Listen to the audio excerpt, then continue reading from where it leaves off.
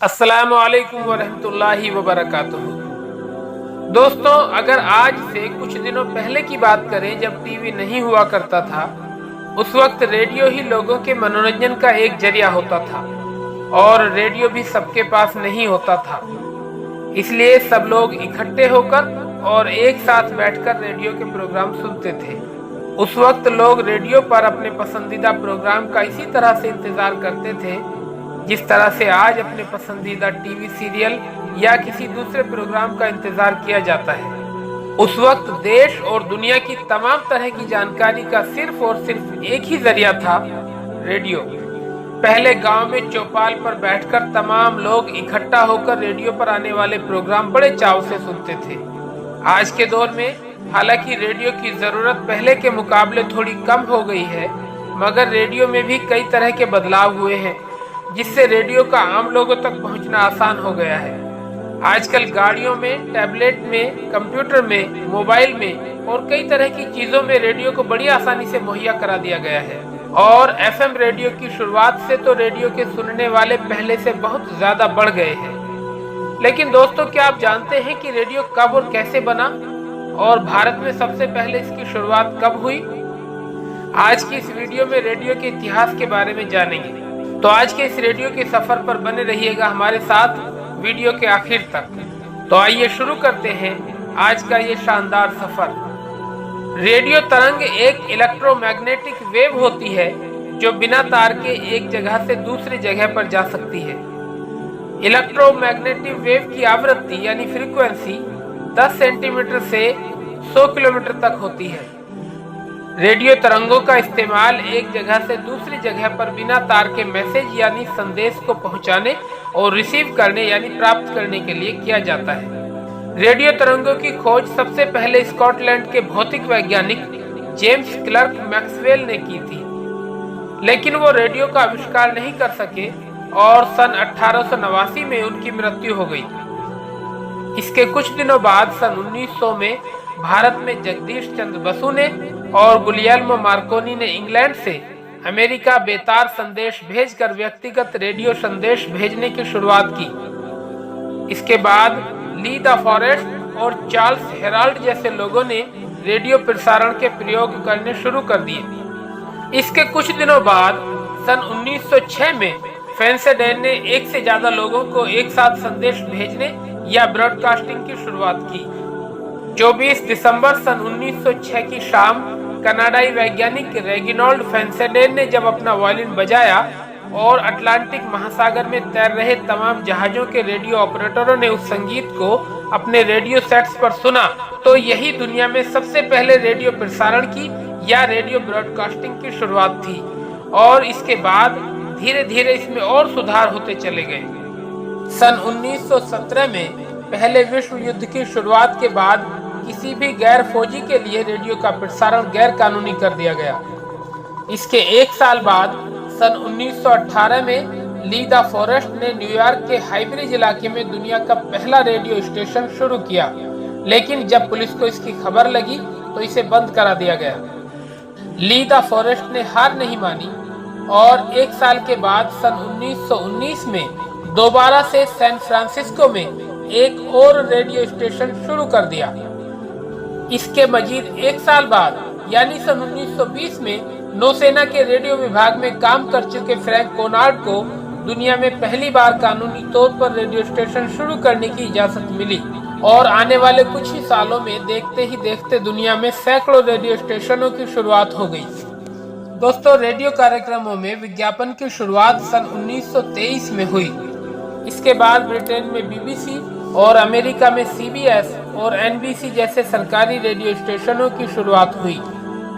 पहली बार सन 1941 में विदेश की धरती जर्मनी से हमारे महान क्रांतिकारी सुभाष चंद्र बोस ने रेडियो के जरिए भारतवासियों को संबोधित किया। उन्होंने नारा दिया, तुम मुझे खून दो, मैं तुम्हें आजादी दूंगा।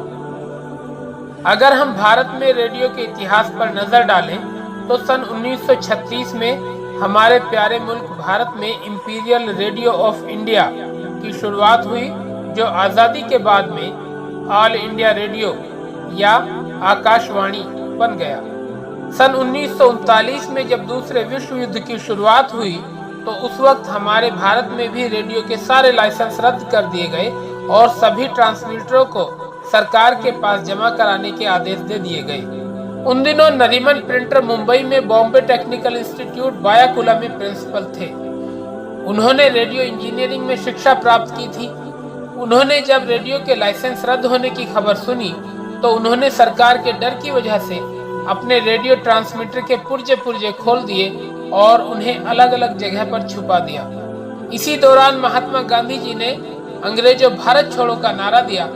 अंग्रेजों ने घबराकर 9 अगस्त सन 1942 को गांधी जी समेत 9 नेताओं को गिरफ्तार कर लिया और प्रेस पर पाबंदी लगा दी गई। इसके बाद कांग्रेस के कुछ नेताओं के अनुरोध पर नरीमन प्रिंटर ने उन बिखरे हुए पुर्जों को फिर से इकट्ठा किया और फिर से ट्रांसमीटर को कंप्लीट किया, यानी उसे दोबारा से बना दिया। और आखिरकार 27 अगस्त सन 1942 को नेशनल कांग्रेस रेडियो का प्रसारण शुरू हो गया। अपने पहले प्रसारण में उद्घोषक उषा मेहता ने कहा था 41.78 मीटर पर एक अनजान जगह से यह नेशनल कांग्रेस रेडियो है। इसके बाद इसी रेडियो स्टेशन से गांधी जी का भारत छोड़ो आंदोलन, मेरठ में 300 सैनिकों के मारे जाने की खबर और कुछ महिलाओं के साथ अंग्रेजों के दुराचार की खबर भी प्रसारित की गई। और फिर धीरे धीरे इसी तरह से रेडियो से खबरें प्रसारित की जाने लगी। पहला ट्रांसमीटर 10 किलोवाट की पावर का था, जिसे जल्दी ही नरीमन प्रिंटर ने और सामान बढ़ाकर उसकी पावर को 2 किलोवाट कर दिया। अंग्रेजों की गंदी नजर से बचने के लिए नरीमन प्रिंटर ने अपने इस ट्रांसमीटर को 3 महीनों के अंदर ही 7 अलग अलग जगहों पर रखा।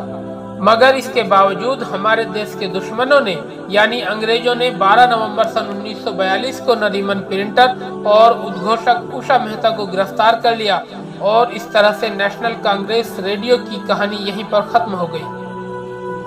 इसके बाद इसी साल सन 1942 में ही आजाद हिंद रेडियो की शुरुआत हुई, जिसे पहले जर्मनी से चलाया गया, इसके बाद सिंगापुर से और उसके बाद रंगून से भी चलाया गया। आजाद हिंद रेडियो अपने प्रसारण में इन सभी जगहों से भारतीयों के लिए समाचार प्रसारित करता रहा। इसके बाद धीरे धीरे रेडियो के स्टेशंस बढ़ते गए और इसके कार्यक्रमों में भी बदलाव आता चला गया और रेडियो आम आदमी की जिंदगी से जुड़ता चला गया। मगर अपनी शुरुआत से लेकर आजादी के बाद भी 16 नवंबर सन 2006 तक रेडियो पर सिर्फ सरकार का अधिकार था, यानी कोई इंसान अपना खुद का रेडियो स्टेशन नहीं चला सकता था। गैर सरकारी संस्थाओं को रेडियो स्टेशन चलाने की अनुमति न देने के पीछे सरकार की मंशा ये थी कि ये संस्थाएं रेडियो का दुरुपयोग न करें। हालांकि सरकार की देखरेख में भी रेडियो का काफी प्रचार और प्रसार हुआ और रेडियो आम लोगों की जिंदगी तक पहुंचा। आजादी के वक्त सन 1947 में आकाशवाणी के पास 6 रेडियो स्टेशन थे और आज आकाशवाणी के पास 223 रेडियो स्टेशन है और इसकी पहुंच 99.1% लोगों तक है। सन 1995 में भारतीय सर्वोच्च न्यायालय ने कहा कि रेडियो तरंगों पर सिर्फ सरकार का एकाधिकार नहीं है और आखिरकार 16 नवंबर सन 2006 को उस वक्त की भारत सरकार ने स्वयंसेवी संस्थाओं को अपने रेडियो स्टेशन खोलने की इजाजत दे दी। मगर इन गैर सरकारी रेडियो चैनलों पर आज भी समाचार और समसामयिक विषयों पर चर्चा पर पाबंदी है। टेलीविजन के आने के बाद शहरों में रेडियो के सुनने वाले कम होते गए, लेकिन एफएम रेडियो के आने से शहरों में भी रेडियो के श्रोता बढ़ने लगे हैं।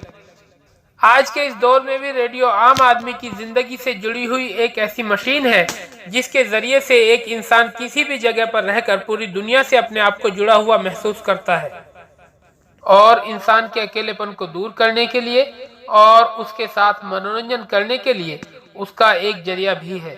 दोस्तों, रेडियो का ये सफर आपको कैसा लगा, इसके बारे में हमें कमेंट करके जरूर बताएं और इस वीडियो को दूसरों तक शेयर करें। और आखिर में एक छोटी सी गुजारिश, अगर आपने अभी तक हेल्दी इंडिया को सब्सक्राइब नहीं किया है तो फौरन सब्सक्राइब करके बेल आइकन दबा दें ताकि आने वाली हर वीडियो की नोटिफिकेशन आप तक पहुंच सके। फिर मिलते हैं अगली वीडियो में किसी और नई जानकारी के साथ। तब तक अपना और अपनों का ख्याल रखिए, खुश रहिए, मस्त रहिए।